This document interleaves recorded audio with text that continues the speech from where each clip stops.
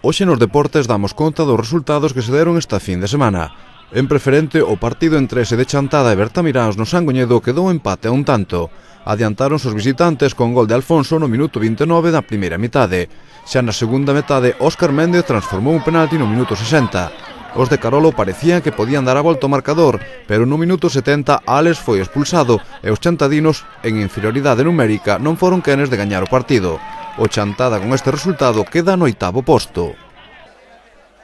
En primeira regional tamén houbo empate entre o Taboada e Milagrosa na Medela. Os goles foron na primeira metade, na segunda, aínda que dominaron os de Emilio, o partido quedou en táboas. O Taboada queda sexto con 30 puntos.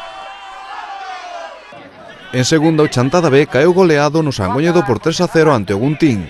Os de Quique xa se foron ao descanso con un gol en contra, e xa na segunda metade encaixaron outros dous. Quedan así con este resultado no sexto posto con 26 puntos. O Escairón gañou o Becerreá e o Monterroso o Castro Verde, quedando de segundos e 11º respectivamente. En terceira, o Atlético Chantada só puido sacar un empate ante o Oural no Sangoñedo. Os de Miguel foron superiores na primeira metade, pero non tiveron sorte na portería. Xa na segunda sería o Atlético que se adiantara no marcador con gol de Pisco, pero os visitantes non se viñeron abaixo e acadaron o empate. Os de Miguel son sextos con 21 puntos. Nas inferiores do Chantada, o Xuvenil A caeu derrotado no Sangoñedo por 0-3 ante o Ourense. Os que tamén caeron derrotados foi o Xuvenil B na casa do Ribeiro por 7-0. As rapazas tamén perderon en Silleda por 3-0. Os cadetes descansaron esta xornada.